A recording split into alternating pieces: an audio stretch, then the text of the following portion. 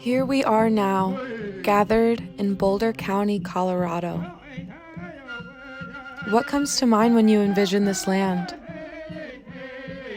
What kind of secrets does it want to reveal? What are the stories this soil holds? If we put our ears towards the earth, can we hear the voices of the slaughtered, the relocated, of the oppressed? What spirits have nurtured this land? Who were the lives that have been overlooked?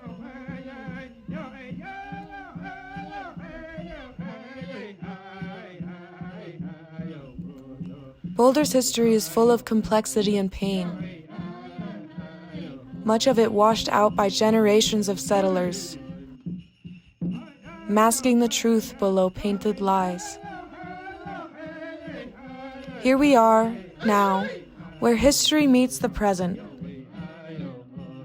where we must decide how we want to carry on. Follow us as we look deeper within, into the uncomfortable darkness that shrouds this land, to find the stories that were here before and follow their guidance into a brighter tomorrow. Who were these people? How is this land connected to them?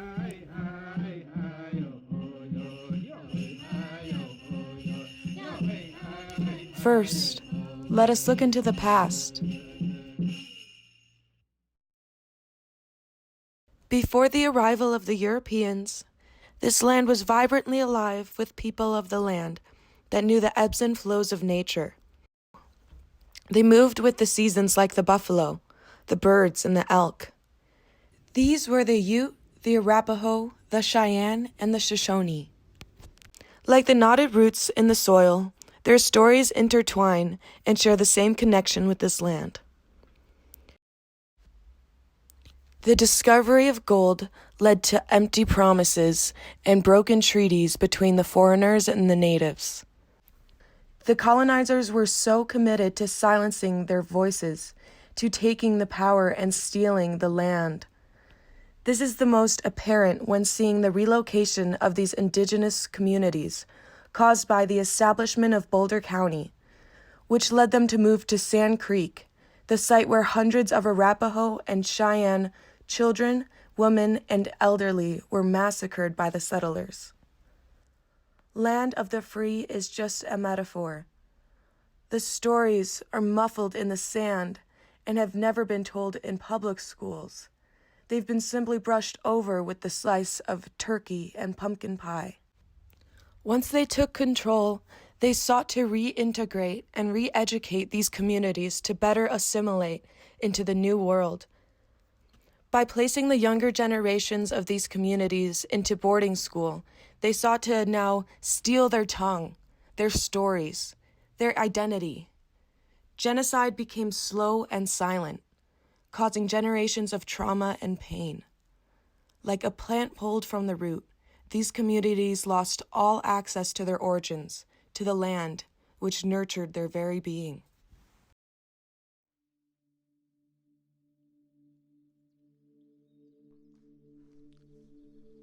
Boulder is weird to me. It's a strange environment of wanting to honor natives, but really has no understanding of who we really are. Boulder has many places named in Ute language, but they do not honor the Ute nation. Although I'm sure the intentions are good in hosting Native events, the control over these events is still non-Native. To me, if you want to get to know the community, then invite the Native community to the table and work to have a better understanding. This is Felicia Alvarez. She is Eastern Shoshone and a member of the Sheep Eaters tribe. She has learned about her peoples through her traditional stories, ceremonies, and cultural activities. Her people traveled and lived in what is now Teton National Park and Yellowstone National Park. Their history is all around this stretch of lands. As the treaties of Fort Laramie were negotiated, the Treaty of Fort Bridger would soon follow, 1863 and 1868. In 1878, the U.S. government took the treaty lands and placed the Northern Arapaho on their lands. This is now called the Wind River Reservation. When the Northern Arapaho were placed on Fort Bridger Treaty lands, this caused turmoils for many, many years to come.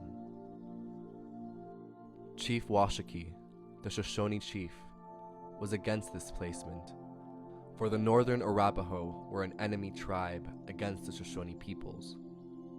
For years, the Arapaho would team up with the Sioux nations and Cheyenne nations and overtake Shoshone's hunting lands, as a surge of white military were pushing the Plain tribes west, until the forced negotiations of Fort Laramie Treaty and Fort Bridger treaties. Today, the two tribal nations are still at odds with one another. While some Shoshone feel their rights are being violated as the two tribal nations are slowly merging. Felicia says that yes, they are Native nations, but one tribal nation is struggling to keep their Shoshone language, culture, and history alive, while the new generation is wanting to merge and change. Felicia believes that it is time to start being united as Native communities and try to be able to move as one nation so we can be able to make a difference. So then, particularly in Boulder, a Native commission can help in understanding true historical land acknowledgement.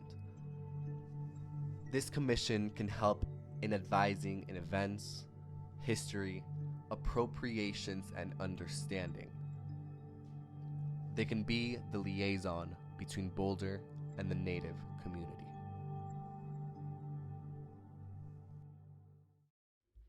Today, the effects of colonialism and slow violence are just as apparent.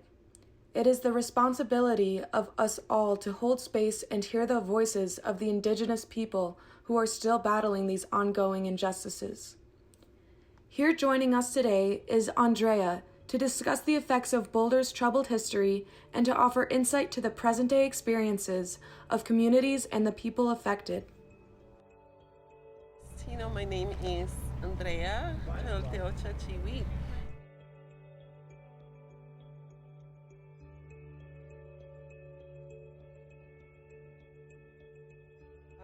I want to honor the ancestors of this land first, and the place that we are in, where we, honor the Arapaho, the Cheyenne, the Ute, and Shoshone people, and all the other different nations that used to come and exchange, trade things on these lands. And some of those people are my people too. I am from the Aztec nations, and we actually came from the south.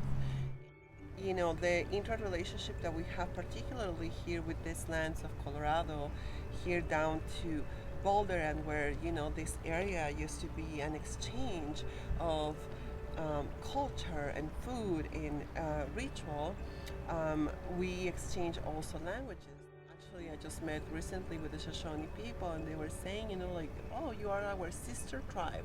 She said, because, your people used to come all the way here.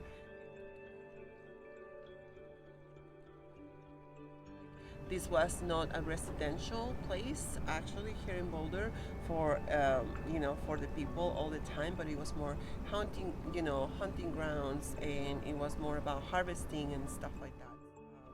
I have really close relatives from different nations from here, from these areas, and because we're trying to focus right now on the area here, it has created a lot of like generational trauma.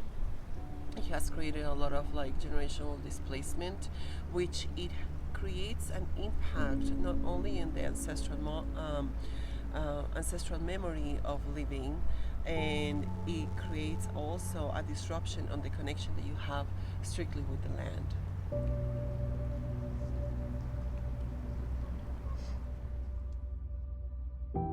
Andrea put us in contact with Beverly, a member of the Cheyenne and Arapaho community, who offers to share her experience confronting generations of trauma and pain. My family was not forced to go to the reservation or to relocate in Wyoming, or to the reservations with the Ute or the Northern Ute or the Shoshone people or the Cheyenne or the Dene, the Navajo. 1836 was my grandfather, was the last enrollment in the Ute Nation. Not too long after that, the settlers had the right to kill Indigenous people. They were given money to kill Indigenous people. So because of that law that was passed, or that act, my family stopped registering. My family went into hiding. There was a majority of Indigenous communities that were in rival because they were forced to betray one another for their own survival and their own needs.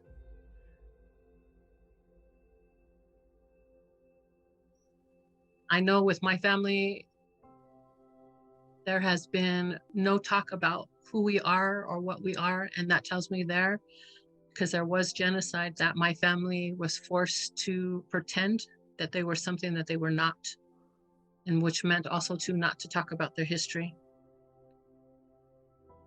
No, it's really well known, what the ongoing genocide exists through the quality of food, the quality of water, the quality of living circumstances that keep being offered to the Indigenous people. They were put into places where they cannot grow food really anymore. They were put into into places where the land, it wasn't,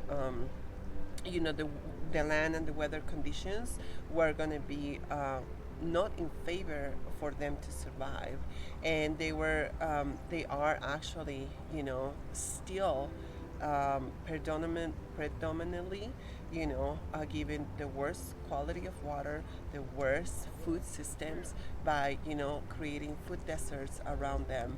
And that is right there like an act of slow violence and ongoing genocide when you are planting, these systems that are fully made to disrupt these communities, and taking them away for what they know. That's ongoing genocide. So that's reflected a lot, with generational trauma, and that's reflected a lot with the generational trauma that comes and occurs, unfortunately, with a lot of drug and alcohol too that occurs on these reservations.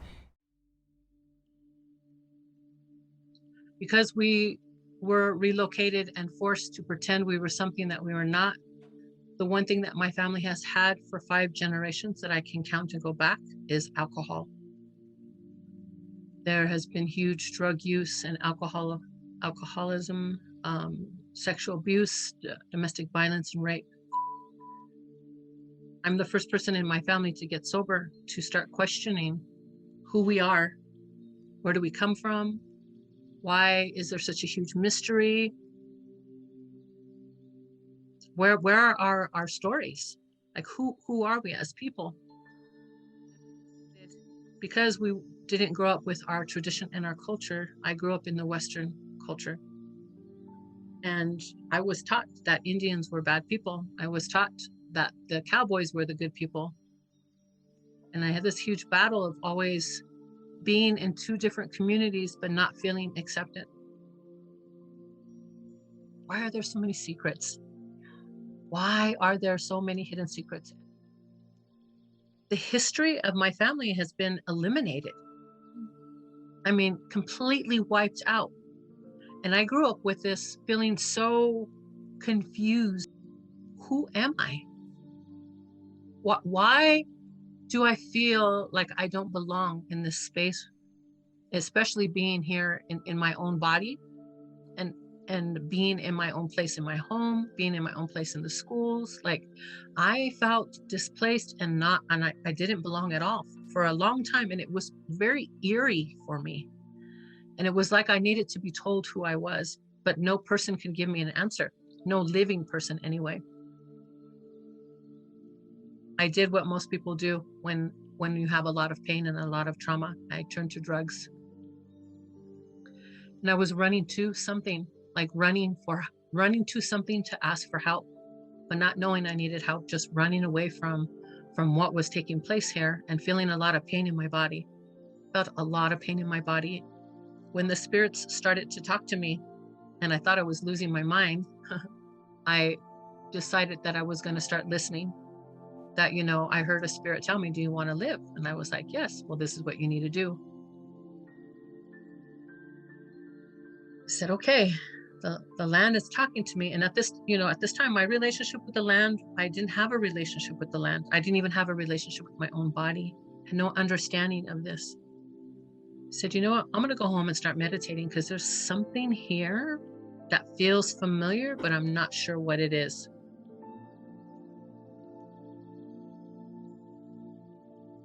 Little by little, step by step, it led me to my indigenous communities, and it helped me with my sobriety.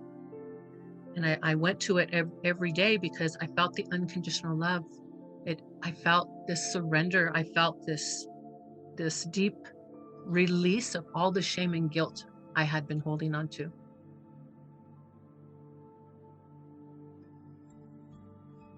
That's my introduction of being connected to the land, because it healed my body. It helped me know that sitting with the land and sitting in the meditations and receiving the medicine from the ancestors of the land is what healed me.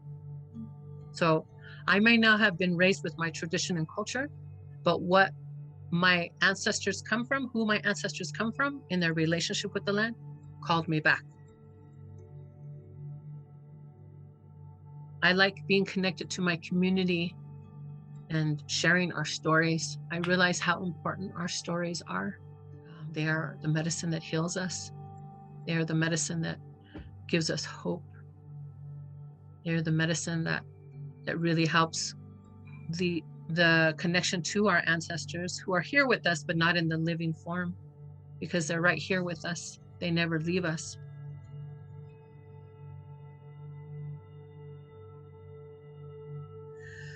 There was a lot of struggles, and I had to go through all of that to be who I am today, so that I can help the people that the ancestors bring.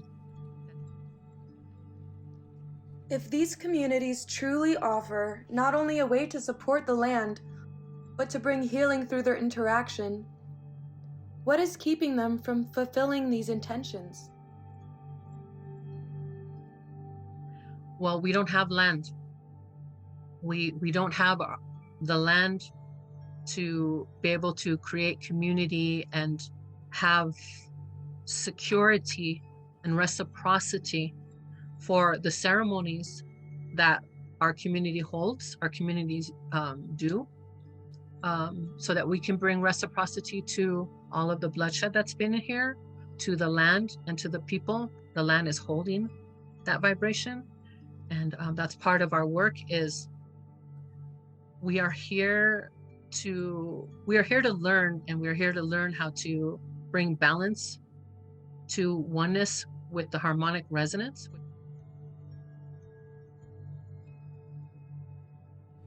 I think that one of the biggest issues right now is the inequality that exists, or inequity that exists regarding the cost of living of Boulder. That's a big one. And that's related to how the story of Boulder Foundation came about, right? On what was the intent of, the gold miners selling their land, that it wasn't even theirs, but that they broke a treaty, right, with Naiwot and with the other Cheyenne and chiefs, that increased the prices of the land for just only bringing certain quality of people, or certain socio-economical level, so it can start to be gentrified from the beginning.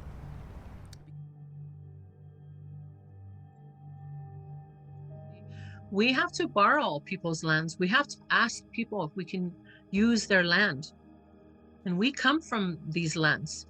We appreciate being able to use or borrow people's land, but we come from these lands. My ancestors cared for these lands. My ancestors cared for these lands, and we don't have any land to continue to care and carry on the traditions of our great ancestors who walk these lands.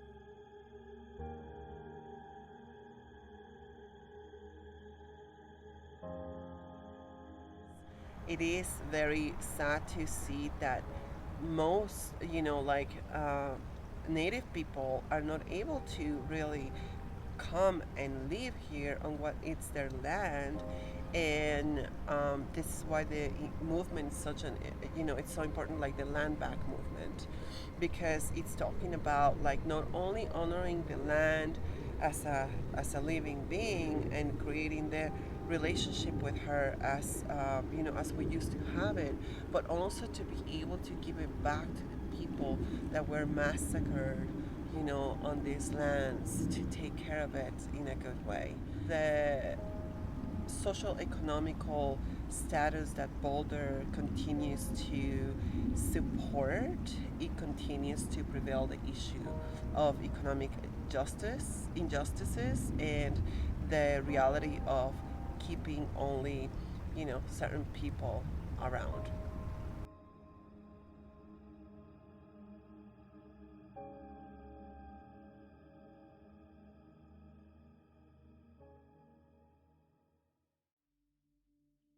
Reparations are needed. Forgiveness is needed. People haven't acknowledged that the indigenous people were murdered for these lands. Those conversations need to be talked about. Boulder does a really good job on trying to pretend that we are not here. And, while a lot of, like, population of Boulder, or people residing in Boulder, is non-native and it's not people of color, there's also, like, underground living for the people of color, and it's about, like, getting together between all of us, I feel like, and starting to create movements that will create awareness, education, and policy changing. Yeah, if we had our own space to be able to do the work that we're doing, then we can continue to carry on the traditions and cultures of our ancestors, and it would be space that would be untouched, and it would be left exactly the way that it's supposed to be. If we just leave the land as it is, the grass will always grow back as long as we don't take too much. The harvest will always come back as long as we don't take too much. But that's one of the responsibilities that we have, is to take care of the land and to make sure that the land is able to give our next 7 generations of what we've had, also for the 7 future generations. That is our responsibility, because we are just borrowing the land. We are only here temporarily. We're also here to learn to work together in our communities and support each other.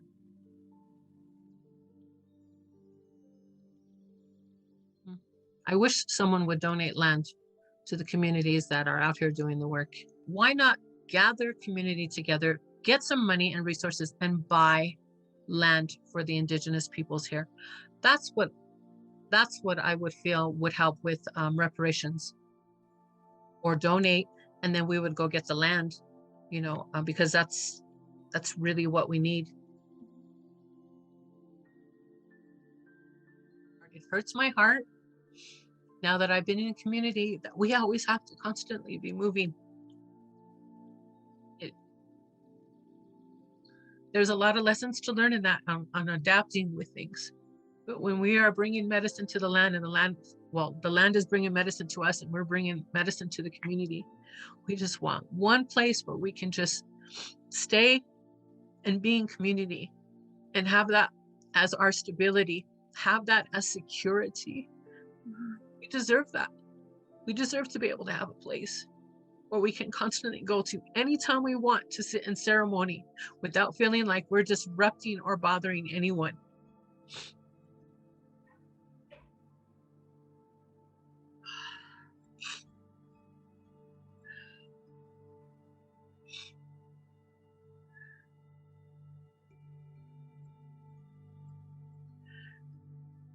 But we're not in a position where we have a lot of money. We don't. But that's going to change. That's going to change.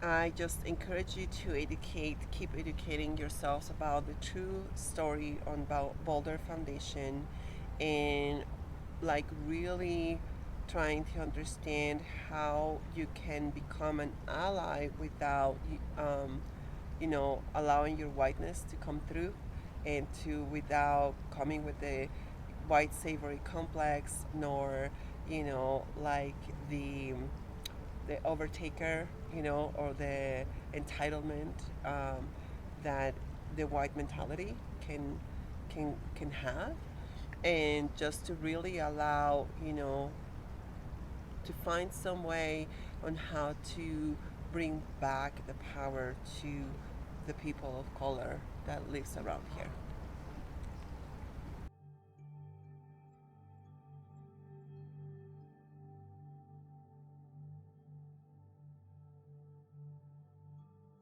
I remember when my ancestors came and spoke to me, and they told me that they were waiting for someone in the family to want to walk these ways back from my ancestors' original tradition and culture, and that everything that I went through is because I carried my ancestors' pain, sorrow, and suffering. And I was in my drug addiction for 25 years. And I went through a lot of things that really taught me good lessons in my life. But I was able to come into a space and ask for healing. I carried that from my ancestors so that they could heal. That's why I did that, so that they could heal. And I know that they're here with me.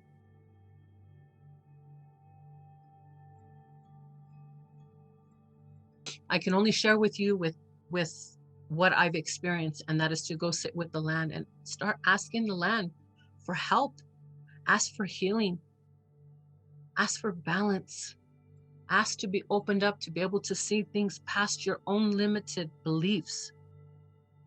Go to the land, sit with the land, learn to be in silence, learn to be in stillness, learn to get off the technology and be with the land, and just sit with the land, speak to the land, thank the land for everything that you have. Thank the land for allowing you to be here. Thank the land for allowing you to have this body that you're walking in temporarily. Thank the creator, or the Ahau is what we call in our Mayan traditions.